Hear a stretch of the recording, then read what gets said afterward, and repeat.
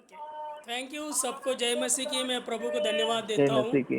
सबको जय मसीह। जय मसीह। सबको प्रभु को जय धन्यवाद जी। देता हूँ, उसने मौका दिया मुझे कि आपके साथ वचन को बांटूं। आज का ये नया नया अपना ट्रायल था, ये गीत का। कोशिश करेंगे उसमें इम्प्रूव करने की। ओके, आइए हम वचन की ओर जाते हैं। आज मैंने जो वचन चुना है वो बहुत ही एक सिंपल वचन है, और सबसे छोटा नहीं, तीसरे नंबर का एक किताब है, सबसे कम उसमें वचन है, वो है फिलोमन की किताब। इसमें 25 वचन है, ज़्यादा मेरा ख्याल है 25 वर्सेस है वहाँ पे। आइए हम इसका पहला वचन पढ़ते हैं, उसका भी आधा भाग पढ़ लेते हैं। अंग्रेजी में मैं पढ़ूंगा, वो बहुत ही अच्छा है। Paul a prisoner of Christ Jesus, पौलुस की ओर से मसीह यीशु का कैदी है। यहाँ पे हम आज इसके ऊपर एक नया प्रकाश डालने की मैं कोशिश करूँगा। वैसा देखा जाए तो पौल जब भी अपना लेटर लिखता है, पत्री लिखता है अलग अलग कलीसियाओं को, तो उसने स्वयं को अलग अलग संबोधन किया है। जैसा कि इफिसियों की पत्री लिखता है, वो रोम के कैद में है। दूसरा तिमोथी भी लिखता है, वो कैद में ही है। उस वक्त वो लिखता है स्वयं को, मैं यीशु का प्रेषित। उसके आगे यदि हम बाकी पत्री को देखेंगे, गलतियों की पत्री, करिन्थियों की पत्री और कलीसियों की पत्री में भी वो स्वयं को प्रेषित कहता है, प्रभु यीशु मसीह का प्रेषित। फिलिपियों की पत्री और तीत, इसको जब वो पत्र लिखता है उसमें वो कहता है कि मैं यीशु का दास। लेकिन ये फिलोमन के पत्र में उसने इस प्रकार से पत्र को लिखा और स्टार्ट किया कि मैं प्रभु यीशु मसीह का कैदी। एक्चुअली वो कैदी था रोमियो के, प्रभु यीशु मसीह के कारण रोम के कारागृह में था। लेकिन अंग्रेजी में मैंने 2-4 बाइबल को देखा तो वहाँ पे इसी प्रकार से आया, और वो इस प्रकार से है कि Paul a prisoner of Christ Jesus, प्रभु यीशु मसीह का कैदी। यदि हम इसको आत्मिक रीति से ले तो ये प्रभु यीशु मसीह वचन है। यूहन्ना रचित सुसमाचार में दिया है, आदि में वचन था, वचन खुदा के साथ था, वचन ही खुदा था। और 14 वचन में कहता है वचन ने देह धारण किया। वचन यानी प्रभु यीशु मसीह का कैदी, प्यारा कैदी। इसके पहले यदि देखा जाए तो पौलुस एक प्रतिष्ठित व्यक्ति था, अच्छा पढ़ा लिखा था, उसके पास एक आकांक्षा थी, एक ध्येय था, उसका अपना एक कैरियर था, उसके लिए अच्छी खासी शिक्षा भी उसके पास थी। प्रोफेसर गमील के क्लास में वो पढ़ता था, जो फरीसी था, एक अच्छा न्यायी व्यक्ति था, और वो एक बड़ा माना हुआ व्यक्ति था गमील, उसके क्लास में वो पढ़ता था। मैं ये कहूँगा कि वो शास्त्री पुरुषी गमील इनके शिक्षा का कैदी था। एक अच्छे महाविद्यालय में उसने पढ़ाई की थी, उसका एक रुतबा था, सामाजिक, आत्मिक, राजकीय पोजीशन थी उसकी। हो सके तो आगे में वो याजक, महायाजक भी बन सकता था। प्रेरितों के काम 22वां अध्याय 3 और 5 वचन में पौल खुद ही कहता है कि वो कौन है, कहाँ से आया, कहाँ पढ़ा। प्रेरितों के काम 5वां अध्याय 34 वचन में हमें ये पता चलता है कि ये गमील कौन है। परमेश्वर ने उसका सब ज्ञान, उसकी सब पोजीशन और सभी प्रकार की इच्छा आकांक्षा, उसके माँ बाप की इच्छा आकांक्षा सब निकाल दी। जब वो यीशु के पास आया, जब उसके साथ एनकाउंटर हुआ, यीशु का दर्शन हुआ, तब खुद प्रभु यीशु मसीह उसे कहता है जो करना है तुझे, मैं वहाँ जा, उस गांव में जा, मैं तुझे क्या करना है वो बताऊंगा। हनन्याह को कहता है ये मेरा चुना हुआ पात्र है और मेरे वचन के लिए कितना दुख भोगना है मैं उसे समझाऊंगा। वो तब कैदी बना। कैदी के क्या अधिकार होते हैं ये पौलुस जानता था। जेलर के अंडर में रहना पड़ता है। जेलर कहे बाहर निकल तो बाहर निकलेगा, उठ तो उठेगा, बैठ तो बैठेगा। पूरा नियंत्रण कैदी के ऊपर जेलर का होता है। ये सब कैदी की पोजीशन क्या है ये जानते हुए वो ये कहता है, मैं रोमियो का कैदी ऐसा नहीं बोल रहा हूँ, यहाँ पे ये कह रहा है कि मैं प्रभु यीशु मसीह का कैदी हूँ। उसने अपने सब विचार, इच्छा, अपना शरीर प्रभु यीशु मसीह को सौंप दिया और वो प्रभु यीशु मसीह का कैदी बना। जब वो ये कहता है, फिलोमन को लिखता है, उस वक्त हम देखते हैं कि वो बड़े गर्व महसूस करता है। वो नाराजी नहीं है, उसमें पश्चाताप नहीं है, बड़े दुख के साथ नहीं कह रहा है कि मैं प्रभु यीशु मसीह का कैदी हूँ या फिर कैद में हूँ। इस प्रकार से वो नहीं कहता, बड़े गर्व के साथ वो कहता है कि मैं प्रभु यीशु मसीह का कैदी हूँ। वो उसी वक्त यीशु का कैदी बना, उसी वक्त वो वचन का कैदी बना जब वो दिमिश्क के रास्ते पे जा रहा था। और जब उसने आग का खंबा देखा, यहूदी लोग आग के खंबे को या आग को, प्रकाश को प्रभु कहते थे। और यही बात पौलुस ने कहा, प्रभु तू कौन है? जब वहां पे वाणी आई तब ये पूछता है, प्रभु तू कौन है? और उसे उसके अपेक्षित उत्तर नहीं मिला, एकदम अलग उत्तर मिला और वो कहता है मैं यीशु हूँ। जबकि पौलुस यीशु का विरोधी था, वो तो उसी के लोगों को मारने जा रहा था। अनपेक्षित उत्तर उसे मिला कि मैं यीशु हूँ, जिसका वो बहुत विरोधी था। ये वो मोड़ था उसके जीवन में कि उसने अपने सब रीति रिवाज, सब अपनी योग्यताएं, सब कुछ अलग रखकर, जब दर्शन होने के बाद हम देखते हैं उसने सभी बातों को, अपने रुतबों को, अपने ज्ञान को तुच्छ माना और वो फिर कहता है मैं प्रभु यीशु मसीह का कैदी। इसलिए वो कह सका फिलिप्पियों की पत्री 1 अध्याय और 21वें वचन में, मैं जीवित हूँ, प्रभु यीशु मसीह के लिए जीवित हूँ। वो शिक्षा भी देता है 2 कोरिन्थ 5 अध्याय 15वें वचन में, तुम भी जो मरे हुए से उठा उसके लिए, जैसा उसने आपको मरे हुए से जीवित किया, आप भी उसके लिए जीवन जियो। अब मेरा पूरा जीवन उसके लिए मैंने दिया, उसने मेरा जीवन खरीद लिया। और इसीलिए वो कहता है फिलोमन की पत्री में 1 वचन में, मैं प्रभु यीशु मसीह का कैदी हूँ।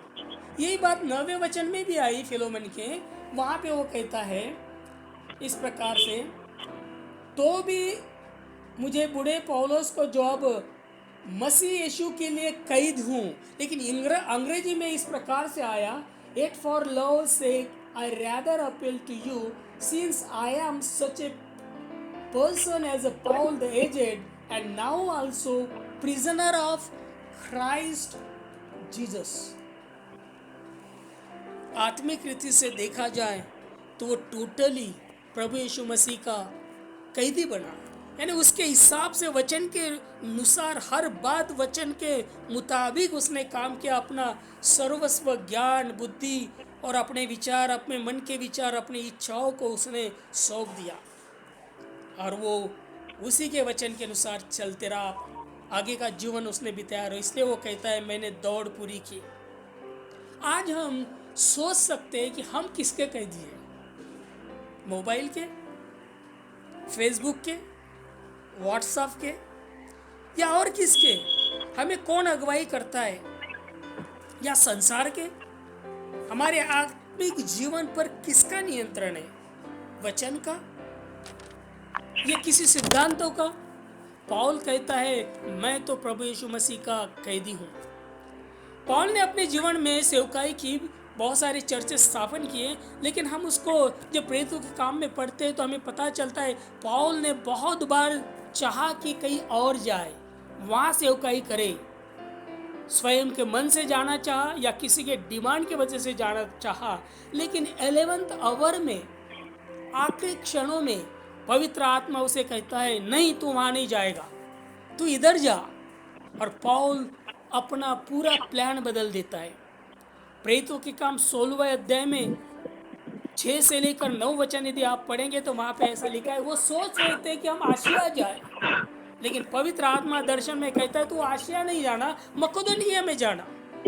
बदल दिया प्लान। आज हमारे जीवन में बहुत सारे मौके आते हैं, लोग हमें बुलाते हैं, कभी कभी हम डिसीजन लेते हैं, कभी कभी हम प्लान बनाते हैं और फिर धीरे से पवित्र आत्मा हमारे मन के अंदर डाल देता है कि तुझे यहाँ जाना है, यहाँ तेरी ज़रूरत है। लेकिन हम बोलते हैं कि नहीं भाई, यहाँ पे बहुत सारे लोग रहेंगे, यहाँ तो कम से कम 200-250 लोग हैं, यहाँ तो 50 ही लोग रहेंगे या 10-12 लोग रहेंगे। प्रभु मैं यहाँ नहीं जाता हूँ, वहाँ जाता हूँ। कभी कभी हम हमारा सोच वहाँ पे रखते हैं। इसलिए मैं हर वक्त कहता हूँ, don't make a plan for yourself, allowed God to make a plan for you. यहाँ पे पवित्र आत्मा बार बार पौलुस के सेवकाई के लिए प्लान बनाते हैं और पौलुस उसको फॉलो करते हैं, क्योंकि वो प्रभु यीशु मसीह के कैदी हैं। पवित्र शास्त्र में ऐसे बहुत सारे कैदी, इट मीन्स ये कैदी नहीं कि जो कारागृह में रहते, लेकिन पूरे समर्पित जीवन जीने वाले लोग, जिसमें पौल था। पवित्र शास्त्र में ऐसे बहुत सारे लोग हैं जिन्होंने अपना पूरा जीवन खुदा के वचन के लिए दे दिया। मूसा, एक अच्छी पढ़ाई, एक अच्छा भविष्य उसके पास, फारोई बनने वाला था, लेकिन इब्रानी की किताब में 11वें अध्याय में 26वें वचन में ऐसा लिखा है। आइए हम उसको पढ़ ही लेते हैं, बहुत ही अच्छा। वहाँ पे यीशु मसीह का भी नाम आया, जैसा हम सोचते हैं कि पुराने नियम में कैसा यीशु मसीह का नाम आएगा, लेकिन मैं जब पढ़ रहा था तो इब्रानियों की पत्री में ख्रिस्ता प्रित्यर्थ विटंबना सोसणे ही मिस्र देशातील जनसंख्येपेक्षा अधिक मोठी संपत्ती आहे असे त्याने गणले, कारण त्यांची दृष्टी प्रतिफळावर होती.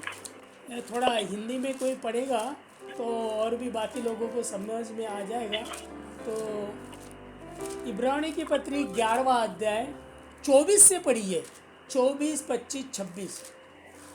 अच्छा, मूसा, हाँ, मूसा शब्द आया वहाँ पे 11वां अध्याय, और 24, 25, 23 से पढ़िए। मैं पढ़ता हूँ हिंदी में। विश्वासी से मूसा के माता पिता ने उसको उत्पन्न होने के बाद 3 महीने तक छिपा रखा, क्योंकि उन्होंने देखा कि ये बालक सुंदर है और वे राजा की आज्ञा से न डरे। 24वां वचन, विश्वास से मूसा ने सयाना होकर फिरौन की बेटी का पुत्र कहलाने से इनकार किया, इसलिए 26वां वचन पढ़ रहा हूँ, और मसीह के कारण निंदित होने को मिस्र के भंडार से बड़ा धन समझा। मेरा कहने का मतलब ये है, जब मूसा को या पौलुस को अपना जीवन प्रभु को देना पड़ा, और तब से लेकर उन्होंने पीछे मुड़ के नहीं देखा, अपने ऊपर नियंत्रण और किसी का नहीं होने दिया। यूसुफ के बारे में भी हम आप देख सकते हैं। जेनेसिस की किताब 39वें 9वें वचन में ऐसा लिखा है, वो कहता है पोटीफर के पत्नी को कि मैं खुदा के विरुद्ध पाप कैसा करूं। कहने का मतलब यह है कि जब हम सेवकाई में हैं तो हमारे ऊपर नियंत्रण पूरी रीति से हम उसके वचन के कैदी हैं, उसका वचन का नियंत्रण हमारे ऊपर है। रोमियो की पत्री 5वां अध्याय 1 वचन, 8वां अध्याय 1 वचन, ये कहता है जो आत्मा से चलते हैं वो परमेश्वर के पुत्र है। 6वां अध्याय 4 वचन में भी ये बात दी है। रोमियो की पत्री 8वां अध्याय 14 से 16 वचनों में भी कहा है कि हमें आत्मा से चलना। जहाँ हमें आत्मा अगुवाई करता है, चाहे फिर हमारा नुकसान उसमें क्यों ना हो, चाहे वहाँ पे परसिक्यूशन क्यों ना आए, चाहे हमें पैसा कम क्यों ना मिले, लेकिन हम नियंत्रण किसके नियंत्रण में है? पवित्र आत्मा के नियंत्रण में। क्योंकि पवित्र आत्मा ही जानता है कहाँ हमारी ज़रूरत है, पवित्र आत्मा ही जानता है कैसी सेवकाई करना है। और प्रभु यीशु मसीह ने यही पौलुस से कहा, तू उस गांव में जा, मैं तुझे बताऊंगा क्या करना है। और हनन्याह को कहता है वो मेरा चुना हुआ पात्र है, मैं उसे बताऊंगा कितने दुख उठाना पड़ता है वचन के लिए। हमें पूरी रीति से उसकी अगुवाई में चलना है, आत्मा से सेवकाई करना है। यही बात हम सीख सकते हैं। वो छोटा सा वचन वहाँ पे दिया है फिलोमन की बदले, मैं प्रभु यीशु मसीह का कैदी हूँ, I am a prisoner of Jesus Christ. प्रभु आपको ये समझने के लिए ज्ञान बुद्धि दे कि इसमें बहुत गहराई की बातें हैं। यदि हम स्वयं को समर्पित करते हैं तो फिर खुदा हमारा बहुताय से इस्तेमाल करता है, बहुताय से हमारा अलग अलग जगह पे वो खुद हमें अगुवाई करता है, और खुदा का सेवकाई बड़े बड़े एक अद्भुत रीति से हो सकती है। प्रभु आपको आशीष दे और ये समझने के लिए ज्ञान बुद्धि दे। पवित्र आत्मा की अगुवाई आपके साथ हर वक्त। Thank you very much. Thank you, Mitesh, and thank you, Dr. Palaska, for that beautiful question that you have, put in our mind. Is whose prisoner are you? No, one sentence that which really touched me. He did not say that he is not the prisoner of the Roman authority. Right, right, right. He said he is voluntarily surrendering himself to be the prisoner of his Jesus. Savior and the Lord Jesus Christ. Yes, amen. And that's the real touching moment for me in this morning's devotion. Thanking God for that and.